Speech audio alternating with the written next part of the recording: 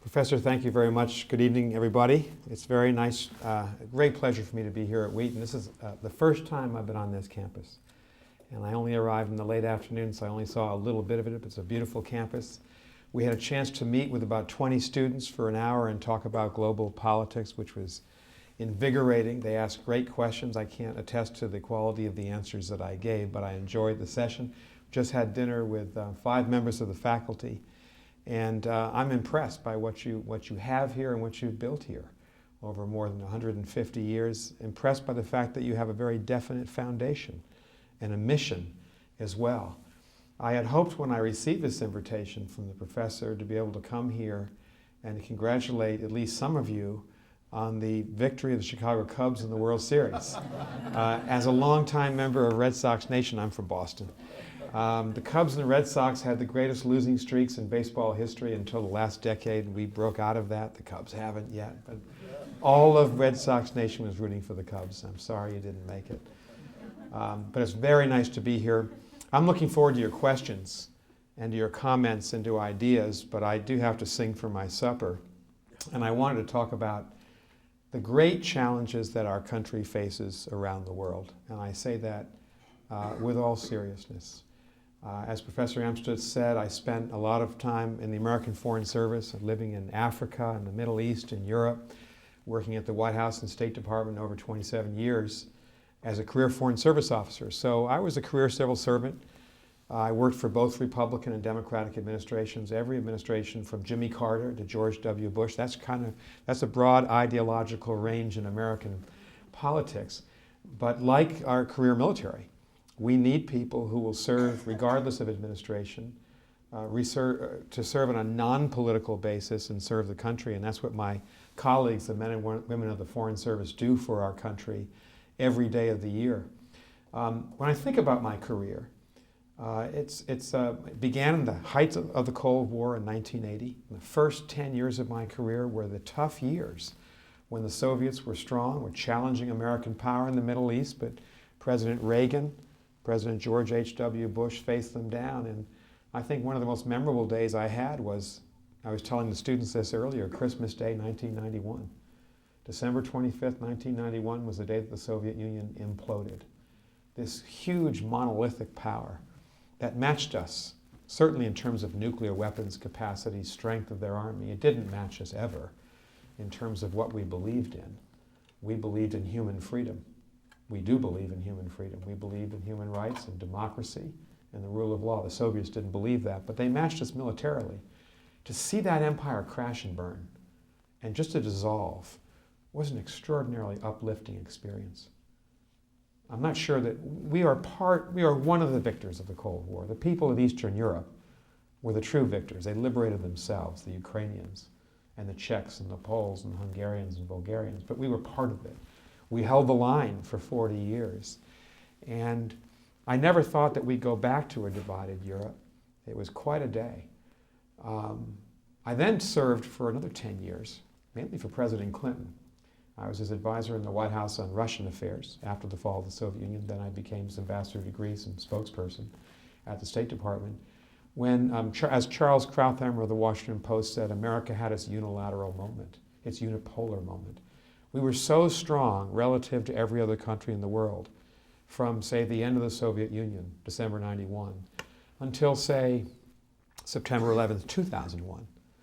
No one could rival us for power. It was a second phase of my career where I think we did a lot of good in the world. We stopped the war in Bosnia. 250,000 people had died, 2.5 million refugees because the Serb army, the Bosnian Serb army, assaulted the Muslim population of Bosnia.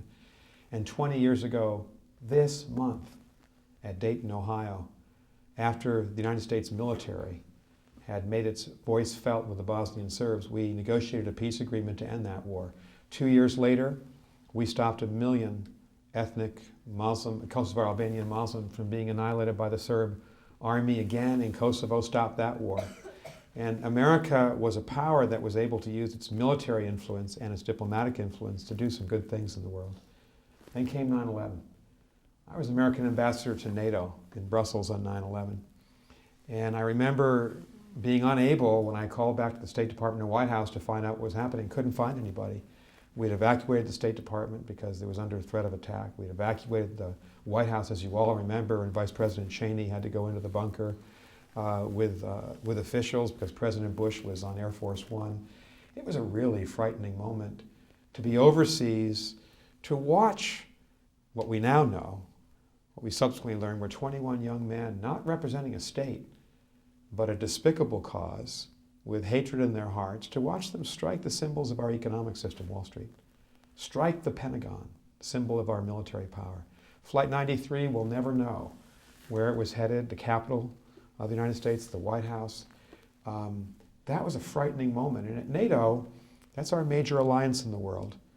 The ethic of NATO is that all of us defend each other. In fact, Article 5 of the NATO Treaty from 1949 says that an attack on one of us is an attack on all of us. We wrote that in, Harry Truman did in 1949, because we were sure Stalin was coming to invade Western Europe after the Second World War. He never came because American, Canadian, German soldiers held the line from the late 40s to early 90s against the Soviet Union. So on September 11, 2001, my NATO colleagues, all the ambassadors of the other countries, and I met late at night, and they asked me to report on what was happening. And my Canadian colleagues said, have you thought about invoking Article 5 of the NATO Treaty? And we did. And the next day, all the NATO countries pledged to support and fight with the United States. That was a supreme lift for us on the morning after 9/11.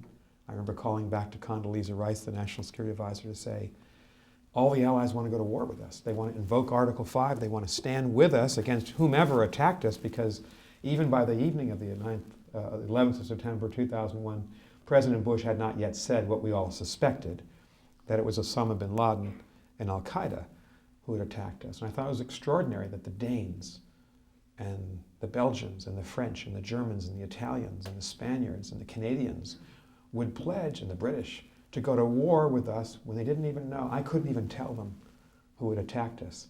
It's good to have friends and allies in the world. It's good to have alliances of value. We're all democracies. We all believe in human rights. We all believe in the rule of law, and that's what NATO is. And I really learned that day. So we were uplifted by it. It was a supreme irony that the only time in NATO's history that Article 5 was invoked was not for the United States to come to the rescue of the West Europeans. It was for the Europeans to come to the rescue of the United States. So I want to talk about America, our role in the world, how we should think about it. It's such a complicated time. And let's start there with that word complexity. I think we live in the most complex time that I can remember. And my career, or my high school, college career, goes back to the 1970s. I'm not saying it's the most dangerous time or the most fateful time. Well, the most fateful time was probably the revolution against the British in 1775 to 1783. The most dangerous time was surely the Civil War.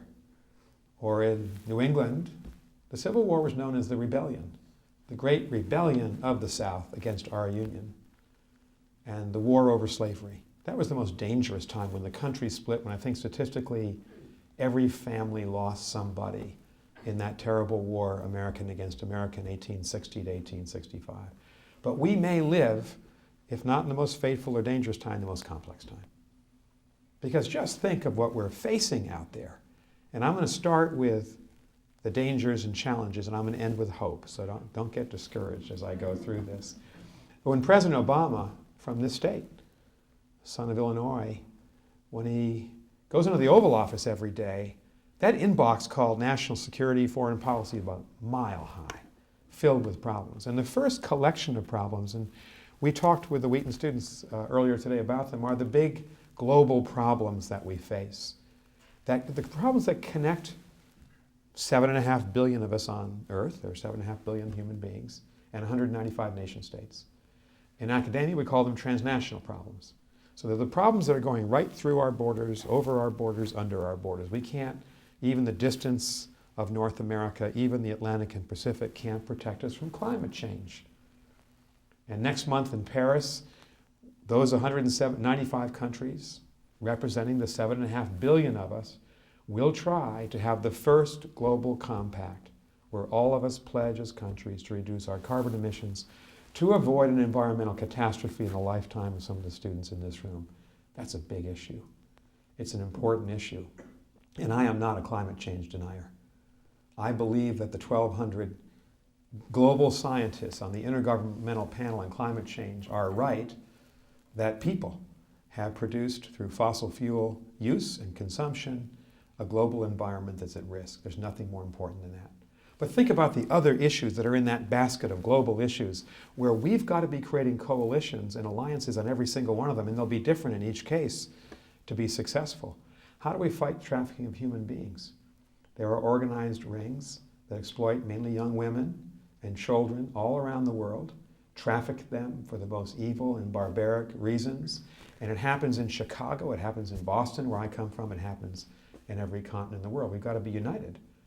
We've got to help lead these coalitions and finance them and raise consciousness and take actions against people who would traffic other human beings.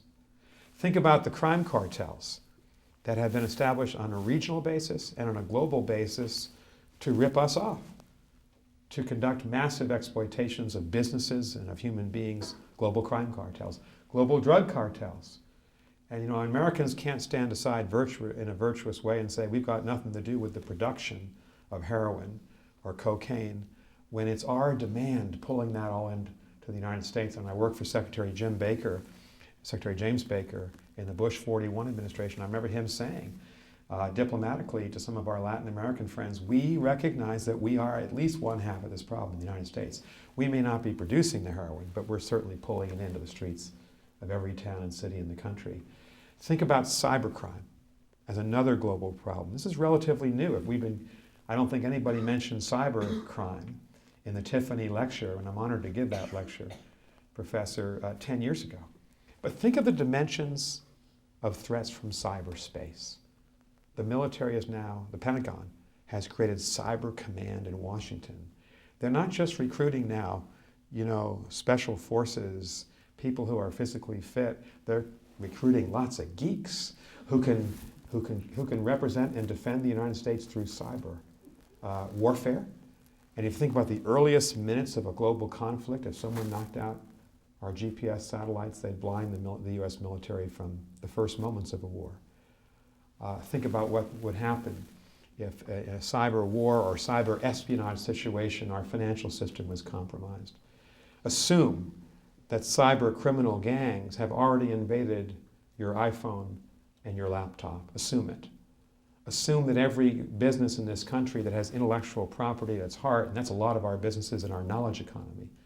A lot of our wealth is built on ideas and commercializing those ideas. If a Chinese state-sponsored hacking ring or a Russian or Ukrainian state-sponsored hacking ring steals Apple's intellectual property, they can duplicate and rip off that technology and rob Apple and its employees and the American people of wealth and jobs. So cyber war, cyber crime, cyber espionage, many dimensions of the cyber problem, and to be effective in protecting the American public and the global public, you need to reach out around the world and create coalitions. Last example, think about pandemics. Remember 14 months ago, the Great Scare in West Africa, in 3 countries, in Liberia, and Sierra Leone, and Guinea, that had every human being worried about traveling, worried about whose hands you're shaking, worried about the transmittal of diseases. And think about the possibility of uncontrollable diseases in the future. We had situations like that 100 years ago in the United States, the Great Flu Epidemic of 1918-19, which killed millions of people. That kind of thing can come back if you don't have global medical, public health cooperation to prepare for it, to defend against it, to combat it when it happens. So increasingly in the latter part of my career, when I was working for President Clinton and President George W. Bush, a lot of the time of the United States as the world's leading power is assembling coalitions on these big global issues so that we can make progress, so that we can stop cyber attacks, we can prevent a pandemic, we can prevent destructive climate change. And we Americans bear a heavy responsibility to lead not every fight and not fight everybody's battle, but to be part of all these battles. By any metric of power, political influence, we're the most influential country in the world. Military power, the next 10 countries don't spend on their national defense collectively, what the United States spends in a year, and you've seen the extraordinary power of our military. We were so proud of our military in Afghanistan, in Iraq, under incredibly difficult conditions. So proud of what they did to stop those Balkan wars that I mentioned in Bosnia and Kosovo. No country has the capacity to project power and to sustain our troops in distant places the way the United States does. Economically, we still have the largest economy. We are, in terms of 21st century knowledge economy, the world leader in life sciences, in nanotechnology, in biotechnology. You've seen what in Silicon Valley, Research Triangle, North Carolina, UT Austin, MIT, this small university about a mile down the road from Harvard University. You've seen the power of engineering and science and the marriage of ideas in the university space with private equity and venture capital and business people who take those ideas, commercialize them, and turn them into products and services that make life in the 21st century a lot easier than life in the 20th or 19th centuries. And then there's, in addition to our political power, our military power, our economic weight, there's our soft power. My colleague, Professor Joe Nye, who gave the Tiffany Lecture in 2011, coined the phrase. He said every country has soft power, all 195 of them. Think of the United States, very rich in soft power. What is it? It's the attractiveness of our culture, our history, our people to the rest of the world. Every country has soft power, not just us. But what's our soft power? It's our Constitution as amended. It's our Bill of Rights. It's Abraham Lincoln and the Emancipation Proclamation. It's Martin Luther King and the Civil Rights Movement. It's Hollywood. It's Google. It's Apple. That's American soft power. India has soft power. Think of the Gandhi tradition. Think of Bollywood, which actually turns out more movies than Hollywood in Bollywood. I would say North Korea is probably, if there are 195 nation states, probably 195th on the list. That's not a terribly attractive model of government that Kim Jong-un is running. I think the only known American ever to negotiate with him is a very good ex-Chicago Bull basketball player, but probably not somebody you'd want negotiating the future of North Korea's nuclear arms. So we matter in the world. And the collective power in the United States, we're the leading country, we're the most influential. We've got to be part, outward looking, of all these coalitions to try to make the world a better, safer, more just place. We talked with the students today at Wheaton about the concept of, and we talked at dinner, about social justice and about justice. And Americans bear some responsibility for that, both in our own society and around the world. So President Obama faces all that every day. You wonder why people run to be president in either party when they face these awesome problems. But that's not all that he faces. Because also in that inbox, I think are three acute, major, long-term challenges that particularly the students here tonight are going to have to grapple with long after Professor Amstutz and I have retired. And there are global problems everywhere, but I think the problems in Europe, the Middle East, and China are most profound for the United States. I want to say a word about each of them. In Europe, we're facing a redivision of the European continent by Vladimir Putin. I talked about the end of the Cold War, and I went over some of this with the students with whom I met earlier today. But boy, I felt liberated at the end of the Cold War. President Kennedy said at the height of the Cuban Missile Crisis, he felt that the sword of Damocles was hanging over us, the threat of imminent nuclear destruction. Those of us in the audience who lived in the Cold War remember that terrible feeling that a global nuclear conflict would destroy human life. You know, if there had been a Cuban Missile Crisis that turned into a nuclear war in October 1962, how many people would have died between the Ural Mountains and the Rocky Mountains? 100 million people? More? I mean, it's hard even to get your arms around that number of people who would have died immediately or in the aftermath because of nuclear fallout. That was the stakes in the Cold War. I felt when the Cold War ended, when democracy spread into Eastern Europe, when all those states that had been communist became democratic states, when they all became members of NATO in Eastern Europe, we'd never go back to a divided Europe. We're back to a divided Europe. Because as a consequence of the invasion of Crimea and its occupation, he stole Crimea in February, March 2014. The Russian invasion, and there's no other word for it when you put 8,000 troops across the border. He denied he's doing it, but he did it. And you turned one part of Ukraine against its government in Kiev. He's permanently divided Ukraine. he's beginning to draw maybe a dotted line, division line in Europe. It's not like we're going back to the total Cold War of an ideological separation, of people being separated, of the inability of people to travel and get to know each other, of an impending or imminent nuclear conflict. We're not there. It's not as bad as 1962. But the students and I were talking today. I said, think of a mental map of the Russian Federation to its south, due south, in the Caucasus. Well, President Putin invaded Georgia and divided it in August 2008. He's intimidated Armenia and Azerbaijan from joining the European Union in any capacity or having any kind of relationship with NATO. He's invaded Ukraine. He's created a divisive frozen conflict called the Transnistria conflict in Moldova. And in Belarus, directly to the west, I've swung now from the south to the west of the Russian Federation, he's establishing military bases that the Belarusians don't want, but that he's putting there because he can do it. And were it not for the United States taking the Baltic states into NATO in 2004, Estonia, Latvia, and Lithuania, I think he'd be across the border in those countries now too. So he's dividing Europe again. The Russian czars and the Russian Communist Party general secretaries always wanted strategic depth around Russia, what the Russians call their near abroad, a buffer zone to separate Russia, insulate Russia from perceived threats from Germany, or in medieval times from medieval Poland or medieval Lithuania. And that's what Putin is now recreating.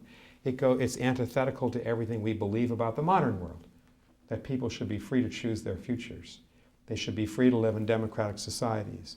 They shouldn't have to be occupied permanently by other countries against their will, but that's what he's now imposed on Europe. And so we are looking again at a divided Europe. And I don't see it ending anytime soon. He's a young man, he's 63 years old, he appears to be vigorous. He makes every attempt through the Russian media to show that he's a strong guy. There's this little matter of the Russian Constitution, which says he can only serve until 2024. I'm not sure that's going to be a permanent obstacle to Vladimir Putin. I would assume that if he lives chronologically, he's going to serve as president of the Russian Federation into the 2030s. That means we're stuck with him for another 15 years or so. And I guess I'd say we may not have a normal relationship with Russia until the current generation of leaders about my age, I'm 59 years old, literally die out. We're all Cold Warriors. I was a Cold Warrior on our side. Putin was a Cold Warrior on his side. He believes that the greatest catastrophe of the 20th century, and he said this, was the destruction of the Soviet Union. That tells you a lot about his worldview. So what can we do? I think President Obama and Chancellor Merkel, and she's the undisputed leader of Europe right now, Angela Merkel of Germany, made the correct decision. We weren't going to fight in 2014 or 15 Russia for Ukraine. Ukraine's not part of the NATO alliance. We have no legal, we have no ethical obligation to fight for Ukraine, but there has to be a price. If we allow Russia to march into someone else's country and take it over and divide it, and then permanently annex and occupy Crimea, which is a strategically important place, there has to be a price. The price was economic sanctions. The sanctions are having an impact. Russia has very little capital investment. Most of the Western banking flows of capital investment have been turned off. Russia is an exporting nation, mainly of energy, oil and gas. That continues to flow. But they don't have the level of trade they had with the Europeans before. That's going to hurt the Russians, particularly with oil, apparently stuck in the $40 and $55 range. The Russians price oil at about $100 a barrel. If it's above $100 a barrel, they make money. If it's below, they lose money. They hemorrhage it. If it's 45 or 50, they're in deep trouble. That's his Achilles heel. And we should continue to apply that economic pressure, the sanctions on him, to make it hurt and to see if that will change Putin's behavior and stop him from these aggressive ways. The other thing he respects, he's a KGB guy, is power. He respects power. So when President Obama said that we would protect the Baltic states from Russian attack, I hope that Putin understood that was serious, because that's what strategic deterrence is, and that's the other thing we've got to do with the Russians. But I think we're stuck with a divided Europe, an assertive Putin, and an uncertain situation, at least for the next decade. I'm sorry to report that to you tonight. That's problem number one. Big problem number two, and we could organize an entire year of courses at Wheaton around this. The burning Middle East, for lack of a better word. Think of the Middle East as Morocco, Algeria, Libya, Tunisia, North Africa in the west, all the way across Egypt, what we call the Levant, Syria, Israel, Lebanon, Iraq, Jordan, Turkey, non-Arab country but a Muslim country, to the Arabian Peninsula, Saudi Arabia, Yemen, Bahrain, United Arab Emirates, Qatar, Oman, and Iran, the great Shia state. That's the Middle East, from west to east. 22 Arab states, Iran, Israel, and Turkey. 5 years ago, when the Arab Spring started, the students might not remember exactly what they thought because you're a little bit younger than we are, but we all remembered. I was hopeful. And I was a veteran of Middle East politics. I'd lived in 3 Middle Eastern countries. I didn't think I was naive. I was hopeful we'd see some change. I was hopeful that this mass youth revolution, it was led by 19, 20, and 21-year-olds, mainly because they're out of work. 30, 40, 50, 60% youth unemployment in North Africa, Egypt. Mainly because they lived in a sea of authoritarianism, not a single democracy among the Middle East countries. Because people didn't have individual rights. Because they knew from cable TV, they knew from the internet how you all lived. Americans, Europeans, Asians, and they wanted a measure of personal freedom. They wanted an escalator up to improve their lives. I think that's why they were in the streets of Tunis and of Damascus and of Cairo and Alexandria and Amman in Jordan. And we were hopeful. 5 years later, what's the report card? Of those 22 Arab countries, maybe Tunisia and Morocco are better off in North Africa. No one else is better off. Egypt is in a political and economic crisis, largely of its own making. It's now back to authoritarianism after having elected a Muslim Brotherhood government. They've gone full circle, but there's no hope for the Egyptian economy, and the society is riven by religious and ideological conflict. That's the Keystone State. It's the largest state. It's the most populous. It's the oldest state continuously inhabitable in the world. 4 of the states have ceased to be nation states. Libya, with the death of assassination and death of Gaddafi, has descended into tribal warfare. Iraq, where we fought, our Marines fought, our Army fought with great valor. We lost 4,500 soldiers, 25,000 wounded, as we discussed with the students today. Iraq is now divided into 3 parts. Baghdad and Basra in the south, essentially controlled by the Iranian government. There's an Iraqi Shia government that essentially is heavily influenced by Iran. The Kurds, our closest friend in the Middle East, autonomous in a semi-autonomous way. They've got oil, they've got some prosperity, they do have the rule of law, they have the Peshmerga who fight to protect Kurdistan. They want to be a state that's probably beyond their grasp in the immediate term, but they're relatively stable. In the 3rd part of Iraq, the Islamic State rules, including in Anbar province. Our Marines fought for Ramadi and Fallujah twice, now occupied by the Islamic State. Mosul, the 2nd largest city in Iraq, occupied by the Islamic State. They're the people, they're a Sunni extremist group whose vital ambition is to smash Shia Islam. They are the great opponents of the Shia, but they're also the opponents of the Christians and of the Kurds and of other Sunni who are not sufficiently radical to satisfy the desires of the Islamic State. They're the people who beheaded Jim Foley and Stephen Sotloff and the other 3 American hostages a year and 3 months ago. They're barbaric, they need to be defeated, and we're barely containing them because they occupy oil wells, they pump the oil, they transport it in trucks across the porous Turkish border, they have a revenue stream, they have a cause which we all reject, but there were at least 20 or 30,000 young people from around the world who have gone to fight for them. Young Arabs from the Arab world, young Asians from places like Bangladesh and India, young Americans, not in great numbers, but probably hundreds of young Americans have left our country to fight for the Islamic State, that perverted, uncivilized, barbaric ideology. And so the Islamic State occupies 1/3 of Iraq and 1/3 of Syria. Syria, of course, has been destroyed. And Syria won't be put back together, neither will Iraq, until the Islamic State is defeated. But I shared with the students, and some of them are here, so I apologize for repeating myself.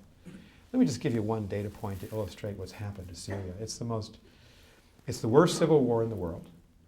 It has produced the most catastrophic human rights crisis in the world and the greatest number of refugees since the Second World War. Since Professor Tiffany was at the conference in San Francisco, in 70 years we've never seen as many refugees. But there are now 12 million homeless in Syria in a population of 22 million. So more than half the country is homeless. So can you imagine the United States, imagine our country with 160 million homeless? Can you imagine what that would be like? And what our country would look like, and the hopelessness and despair and lawlessness. That's what the Syrians are living through. There are over 1,000 rebel groups. But the big ones are the Islamic State that controls the north and eastern part of Syria. Jabhat al-Nusra, that's the Al-Qaeda group that is very powerful, well-financed by Sunni Arab countries and individuals, which is a major force in the northeastern part, around Aleppo, of Syria. The Alawite, the government, which is a branch of Shia Islam, the Alawite-dominated government that controls the Mediterranean coast and Damascus, it is chaos, it is fratricidal warfare, and there's no end in sight. You have these 1,000 rebel groups fighting. You have the Syrian government firing huge cluster munitions, barrel bombs, into civilian neighborhoods with the sole purpose of drive people out that we don't like. So drive the Sunni out. Sunni are the majority population in Syria. And the Alawites want to drive them out of big cities like Aleppo, the largest city in the country. That has produced the 12 million homeless. Of the 12 million homeless, 7 million are refugees inside the country, 5 million outside the country. And that refugee crisis has now metastasized into a regional crisis. There are so many refugees in Lebanon from Syria that there are more Syrian kids in the public schools of Lebanon than Lebanese kids. Jordan, which is a very fragile country and fragile economy, overrun by refugees. Turkey and Iraq, both harboring more than 1 million Syrian refugees. And you've seen this very dramatic, heart-rending, harrowing saga of millions of people now on foot trying to get from Syria to Turkey, down to the Turkish coast, in boats across the Aegean Sea to the Greek islands, and walking hundreds of miles up the spine of Greece into Bulgaria or Macedonia, on through Serbia, to Hungary, and then to Austria and Germany, because Germany has its doors open. Most of Europe has closed its doors to these refugees. Germany has them open. Germany may take in 1.2 million Syrian refugees this year alone, in this 12-month period, I should say, alone. Let me say a word about the moral responsibility of Americans in this crisis. And I was really heartened to see the response from the students with whom I met earlier here at Wheaton. In every refugee crisis since the end of the Second World War, no matter where that crisis is, in Vietnam and Cambodia in the 1970s, in Africa in the 90s and this last 2 decades, the United States normally takes about half the refugees worldwide in any particular crisis. And so that's our tradition.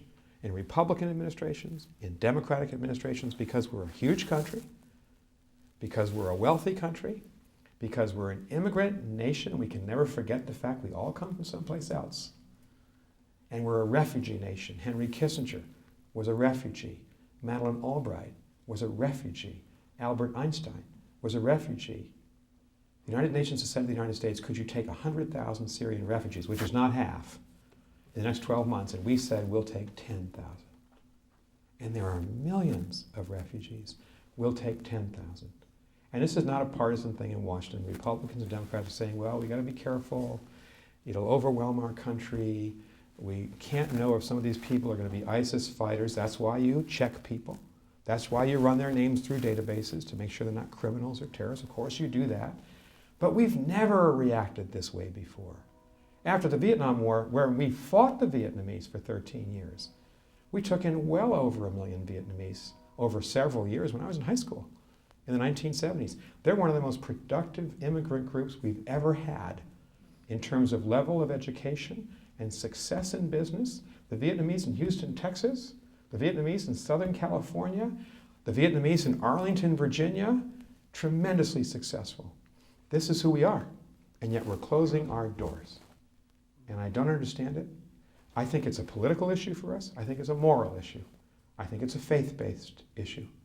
In our churches, in our communities, there are biblical stories that most of us subscribe to about what a good Samaritan does when you see someone less fortunate, especially someone who's lost their home, especially someone who cannot go back because they'll be killed if they go back. And that's the story of most of these Syrian refugees. If you are the wrong religion, you can't go back to your town if it's being held by a militia group of another religion, because they will kill you and they'll kill your family. That's the true test of what a refugee is. And I don't want to preach, certainly not to all of you, but I want to say I'm surprised by how few politicians, Democrat or Republican, left or right, have said much about this. I will say about your Senator Durbin, he has stood up to say we need to do more. He's part of a small group of Democrats and Republicans who've written to the president to say, can't we do more? Isn't this in our tradition? So I want to put that on the table tonight at Wheaton.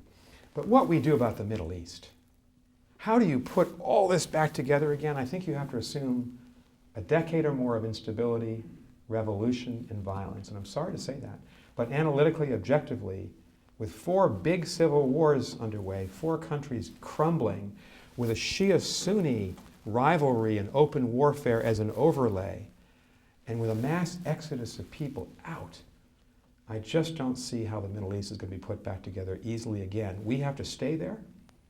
We have to stay there with our economic help. We have to try to negotiate peace as best as we can, but that's going to be extraordinarily difficult. Our military is going to have to play a role against the Islamic State, but it's not going to be easy. That's problem number 2. And problem number 3 might be the hardest. Imagine that. Harder than Putin, harder than the Middle East. And here's the problem. I asked the group of Wheaton students with whom I met, how many are taking Mandarin? There was one young woman who was taking Mandarin. I would hope that in 4 or 5 years we'd come back and we'd see everybody taking Mandarin, studying Mandarin. Because China is going to be the most important country to the United States in the future. And how can it be otherwise? We are together the first and second economic powers in the world. We are together the first and second most powerful militaries in the world. We are together the first and second great trading nations of the world. We are great continental powers. China has a magnificent history, a very rich tradition. They're a very proud people. And what they've done over 30 years since Deng Xiaoping, fastest and longest growth rate economically in the history of global economics is China, double-digit GDP growth since the late 70s till now. Number 1 manufacturing power in the world. They've lifted several hundred million people out of poverty. Extraordinary country. And here's the problem, and I'll just summarize it. China will be on those big global problems I talked about at the beginning, the transnational problems, climate, macroeconomic stability, trafficking rings, criminal gang rings. We won't be able to make a dent in those problems without China with us, without China as our partner. So think of China as our number 1 partner for the future. But here's the problem. Think of China simultaneously as our number 1 competitor for military power in Asia. And China will be both things. And how do you balance? We've never had a situation in American history where our number 1 partner on so many issues is our number 1 competitor. And on that competition side, since the defeat of Japan, September 2nd, 1945, when General MacArthur accepted the Japanese surrender, it's been the United States that has been the predominant naval and air power in the Pacific. Think about our alliances with Japan and South Korea and Australia and the Philippines and Thailand, and our new security agreements with Malaysia and Singapore and India and Vietnam. And for an American of my generation to hear the Vietnamese say, please come back to Cam Ranh Bay. Please be our partner militarily, because they fear China. We have a very difficult situation in Asia where for the first time since Deng Xiaoping took over and did such great things with the Chinese economy, the Chinese are now beginning to push out militarily in the South and East China Seas, and they're claiming most of the territory of the Spratly and Paracel Islands. And they're claiming the Senkaku Islands, the Japanese administer. They're claiming other people's territory, and they're beginning to physically push the Vietnamese and Filipinos off their own islands, off their oil rigs, cutting fishing lines, We can't and should not want to live in a world where might makes right, where any country can just break any international law because they're stronger. We believe in the rule of law. And so last week, an American destroyer, the USS Lawson, actually sailed through what we believe to be international waters. In fact, we're quite sure they're international waters, but what the Chinese claim is their own waters, to say to the Chinese, you may be strong, but we're as strong or stronger. You've got to submit to the law of the sea treaty. You can't just go making up your own laws. So the problem for your generation, and for ours as well, is we don't want to make China into a villain. We need to engage the Chinese people. We welcome the Chinese people to our universities. We must be their partner on 1,000 different global issues, but we're going to compete for military power. And that is a very difficult balance for your generation. Have I depressed everybody with all these problems? Putin and the Middle East and China. So if I have, my wife Libby told me, she has sat through far too many of my speeches, she said, you are depressing everyone.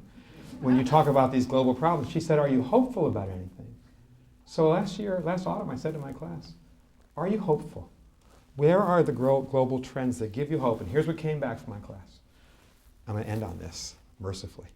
But why should you also be hopeful about your future? Number one, global poverty reductions.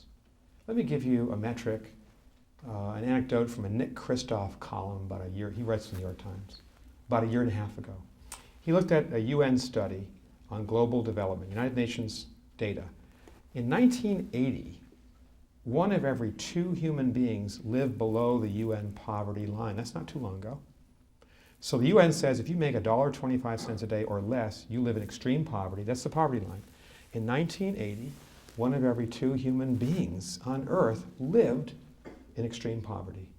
2014, 1 of every 5 human beings. What happened? China happened. China lifted 500, 600 million people out of poverty. India, not quite as vast in terms of numbers of people, but now a middle class of 300 million Indians that didn't exist in 1980. Northeast Brazil, where the policies of President Lula and President Cardozo lifted up people and brought them out of poverty. In the Caribbean, we're seeing the same thing. And so we've seen massive inroads into global poverty.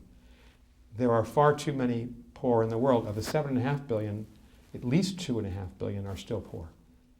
By the way, 40% of them live in one country, India. So there's still, for all of you who want to work for NGOs, or want to work for USAID, or want to work for a faith-based organization that tries to lift people up and help them, there's still a lot of work to be done. But look how far we've come. That's number one example of a hopeful global trend. Here's the second, global public health.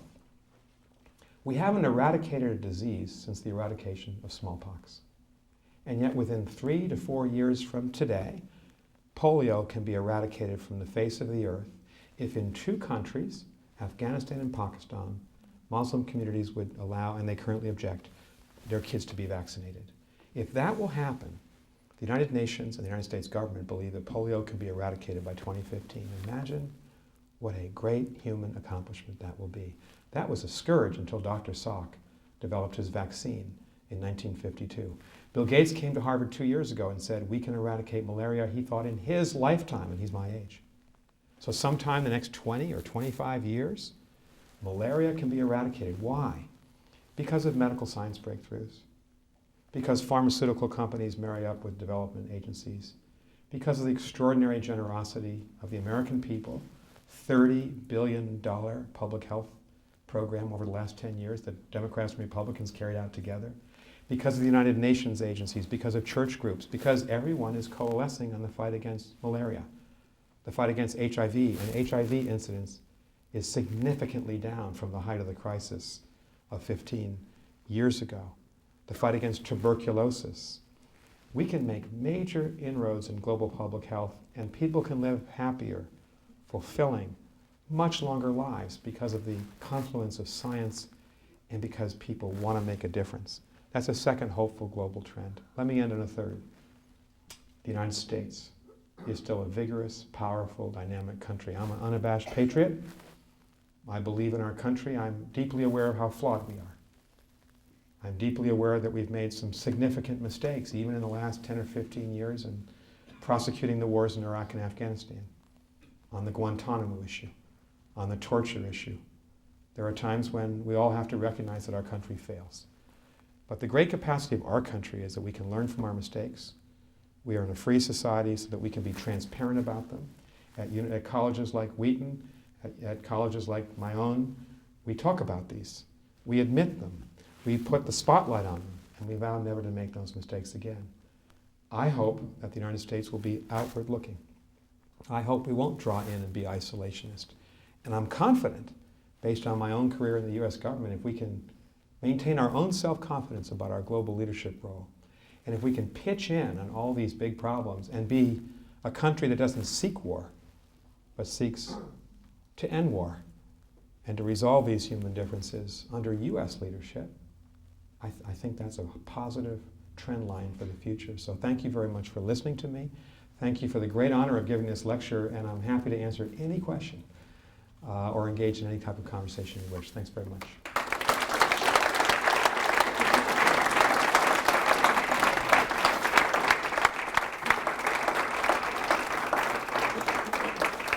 If you have questions, raise your hand and stand up and articulate your question or comment clearly. Yes, sir. I'll give you a real simple one. Good. People say Turkey has this amazing large military. What will it take for Turkey to help us against ISIS?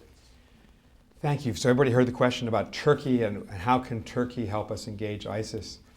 At the beginning of the Arab revolutions, I think if you'd taken a poll, I'm not sure anybody did, of all those young men and women in the streets of all those Arab capitals, if you had asked them, who do you admire? They probably would not have said the United States. It's hard for a young Egyptian to identify with us.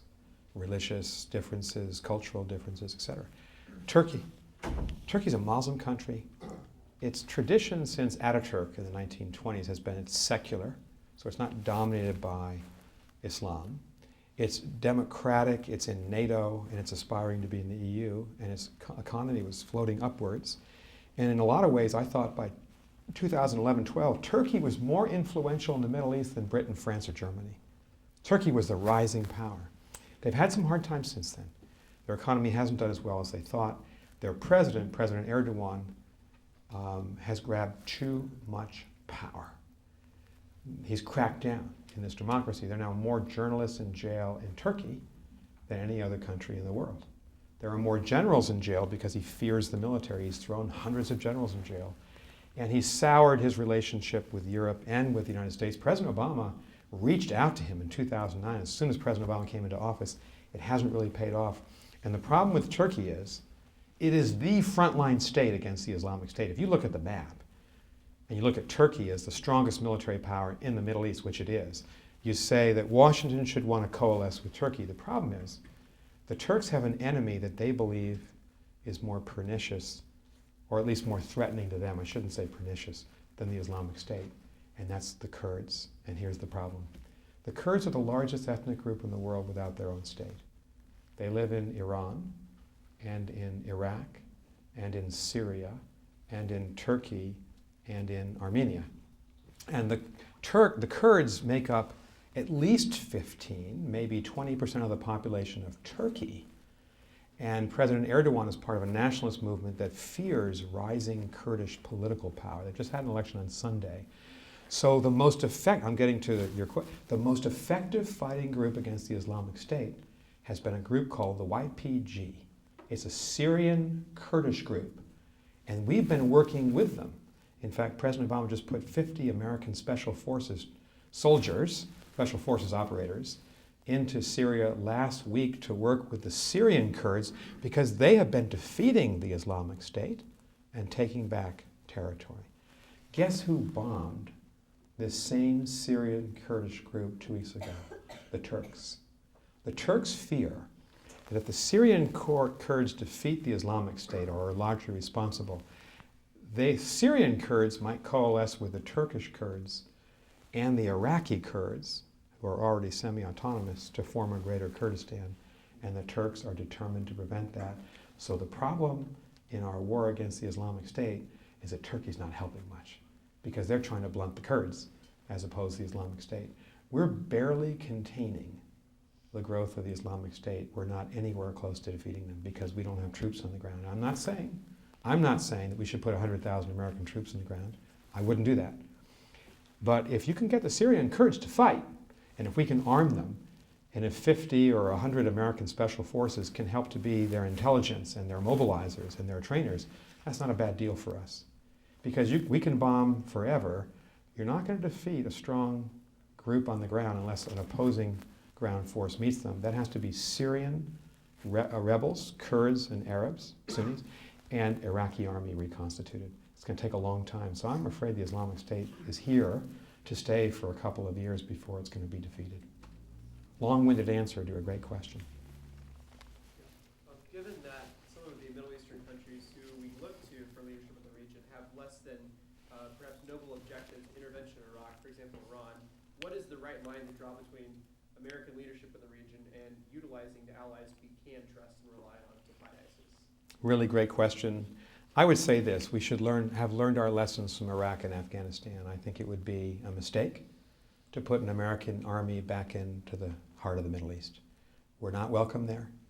Our soldiers would get chewed up. We have great soldiers, great military, but you can't ask them to do that a third time. So I think our strategy should be what you implied in your question. We're very capable with air power. We can supply the air power. We've been doing that for a year and a half. We're now operating out of Incirlik Air Base in Turkey. They've allowed us to do that. Operating out of Qatar, operating out of Saudi Arabia. We're going to continue that. If we can reconstitute and train the Iraqi army to take back Mosul, Fallujah, and Ramadi, that's their job. Their sons should fight for those towns with American air assistance and American training assistance. In Syria, it's much more difficult because there's no central authority. And you've got these 1,000 rebel groups. So we've got to try to choose rebel groups with which we coalesce. It's hard to find Jeffersonian Democrats among them. Everybody's got blood in their hands. Everybody's got a history. Everybody's got some intent that we don't share. But if you don't get in and put your weight behind at least some of them, you don't want to consign Syria to the control of the Islamic State or the Assad government. And I admire President Obama in many, many ways, and I've supported him on many, many issues. I think he's been a very fine president. I don't think he has figured out a strategy for Syria, and he needs to, because it is the keystone state. And if we walk away and say it's too hard, it's too difficult, what's going to happen? It's going to get worse. And if the war continues to spread into neighboring countries, eventually we'll get pulled back into it. So better to act decisively now through economic assistance, arming the rebel groups that we think can be moderate and they can win, and using our air power to blunt the effectiveness of the Islamic State and the Syrian government. The Russians are now in. We know who Putin is. He's cynical. He's assertive. He's going to cause more refugees. He's going to kill people. The Russians don't have the precision-guided munitions that our military has. They're still using gravity bombs. Gravity bombs kill people because you can't really know who you're bombing. Bombs go way off target. So I think, Syria's going to get worse before it gets better. But we better figure out a comprehensive strategy. I'm not talking troops on the ground, but a comprehensive strategy. And I think it's the greatest failure of the president on foreign policy, of any issue that he's worked. He's been very successful in Asia. He's been very good trying to counter Putin. In the Middle East, it's almost as if the president, and I'm not accustomed to being critical. As a career civil servant, you don't criticize the boss, but I'm now a private citizen. The president ran for office here in Illinois in 2004 as an anti-war candidate. He ran in 2008 and 12. I'll get us out of Iraq and Afghanistan. Well, guess what? We're back in Iraq. We're still in Afghanistan. It's not easy once you occupy these countries to just leave. When we left Iraq in 2008 temporarily for a couple of years, what happened? It fell apart. And the Islamic State came in and took over a third of the country. So we shouldn't put 150,000 ground troops in, but we now have about 5,000 trainers, military operators in Iraq trying to help rebuild the Iraqi army. That's the right thing for us to do, and I think the president has really pulled back on the lever here, not wanting to engage at all in the Middle East, fearing we'll get trapped in a ground war. I don't think we will if we have a comprehensive, clear-eyed strategy of what we're trying to do. And that's a task probably for the next president, whoever he or she is. after 2016. Yes, sir. In your career as an advisor, how do you walk the fine line by telling the boss he's wrong without getting fired? And perhaps you could give some examples. Oh, gosh. When I nearly got fired, it's a really good question. And I think, and we didn't touch upon this with the students, but I wish I had, and I thank you for asking the question. When you're a military officer or a career civil servant, or when you're working in the private sector and you have a hierarchy, obviously in most organizations, and the US government's about the most hierarchical organization in world history, when the president or the secretary of state makes a decision, your obligation is to salute and say, yes, sir, or yes, ma'am, and I've worked for several female secretaries of state, and to march forward. But you have an obligation before that decision is made to speak truth to power. You have an obligation. It's an ethical obligation. It's a moral obligation. If you disagree, you have to speak up. And it's hard to do. You admire these people. They have power. They sign your paycheck. It's hard to do. I remember President Bush telling me and some others, he said, you know, President George W. Bush, I remember him saying once, I don't think he'd mind at all me saying this, he's probably written it in one of his books, so many people criticize President George W. Bush publicly. He said, but when they come in the Oval Office, they don't criticize me. They don't have the guts. They get weak-kneed. When they get in front of the man or the woman who wields that power, suddenly they're speechless. So what I used to tell my young officers when I was an ambassador, I'd say, look, if we are going in the wrong direction on one of our policies, if you think that we're going to make a mistake, or we're not acting in the best American tradition, you need to come and tell me that. I want you, walk through the door, call me on the phone, send me an email, ring the bell, but don't be silent. And it's hard, and you need to give people the sense that that's part of their job, to speak up and to dissent. And that, you know, we're one of the only countries that does this. You can believe the Russian government does not operate in this principle. But we have to, because we're a democracy. So I think the most important value that we as professors can try to inculcate in any of our students is be courageous. Be passionate about what you believe in, and don't worry about the consequences of speaking up. Maybe sometimes you're the only person speaking up in a crowded room. But if you're speaking the truth as you see it, that's when you're doing the right thing by the people for whom you work. So for me, a question I often get from my own students at Harvard is, how did you serve if you had to implement a decision that you disagreed with? Well, that's a second question, but I'll answer it this way. It was always okay for me if I felt I had my day in court with Condi Rice when I worked for her, or Madeleine Albright, or Colin Powell. If I had a chance to say, yeah, sir or ma'am, I think that we should do this. And even if they disagreed with me and we marched in a second direction and I had to fulfill that, I felt okay about it. Because I knew that I wasn't the Secretary of State, and they were. I wasn't elected president, and you know, we have people do that. As long as I had a chance to say my piece and to give them my best advice, I thought that was good enough. You also have, and this is a Wheaton College issue because you're a faith-based institution, you think a lot about the moral and ethical dimensions of issues, you also can resign. I mean, ultimately, we all have the power, whether we work for a corporation or an NGO or a government. If you're asked to do something that crosses your moral beliefs, then you should resign. And I always told myself that if I got in that situation, I hoped I would. I never faced that particular crisis in my career, but I hoped if I had, I would have had the courage to resign.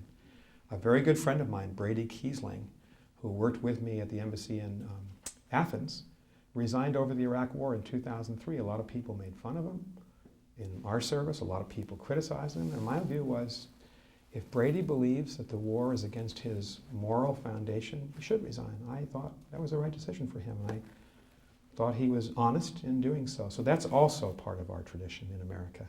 You know, we don't have to continue in any human endeavor if it crosses our moral, our lines of who we are as human beings. Did you ever get the opportunity to say, I told you so? I hope I never said that to somebody. We'll take I hope one I more didn't. question. Yes, Carter. Sir, thank you a lot for coming. I think you implied a lot of our chief foreign policy instruments in addressing these major problems that you highlighted. My question is what are the ways where we're too antiquated or we're too much in the mode of being cold warriors in our foreign policy instruments, and how do we retrofit the way that we go about ameliorating and meeting these long-term problems? Great question. And you know, it's interesting. I was thinking about this question last week. I hosted former Secretary of State, former Chairman of the Joint Chiefs of Staff, General Colin Powell, at Harvard last Friday. And two of my faculty colleagues and I interviewed him in front of 300 students at Harvard Law School, and the students interviewed him. We spent the whole day with Secretary Powell, and one of the issues that we talked to him about was your question. And here's the question. How does America advance our interest? How do we try to keep the peace? How do we use this great military? And what's the balance between our military and our diplomacy? And I'd answer your question by saying, I think sometimes we Americans, and that includes myself, often think of our policy first and foremost in military terms. And then we kind of default to diplomacy, to negotiations if military doesn't work. I remember Secretary Powell, when I worked for him, I was his ambassador to NATO, saying to us after 9/11, the proper way to think about American power, and who's better situated to speak about American power than a Secretary of State who was our top general, career Army, 35 years, Vietnam War vet. He said, diplomats on point, military reserve. What he meant by that was, the United States should always approach a global problem first with an attempt to resolve it peacefully.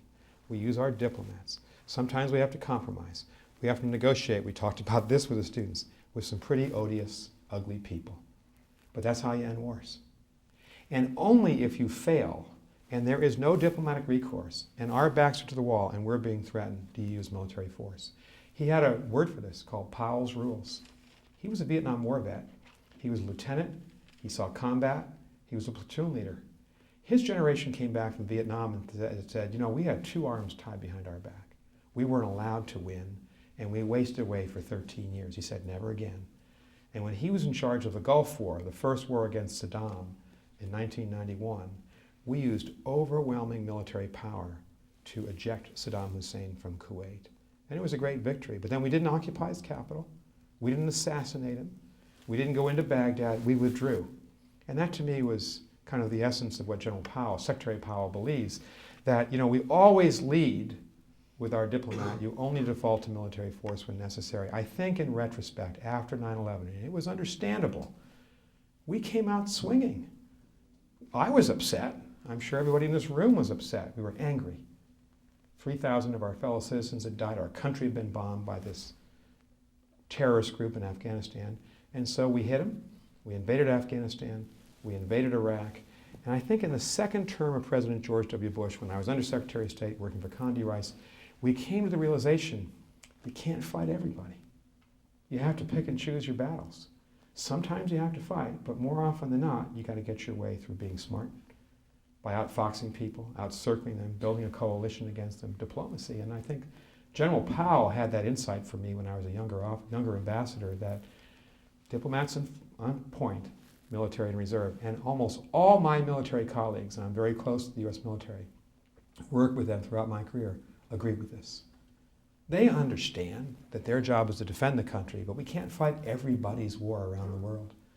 So I really took a lot of insight from Secretary Powell when he visited us last week. He's a great American. Thank you very much. It's been a pleasure to be here. Good luck to all of you. Thank you.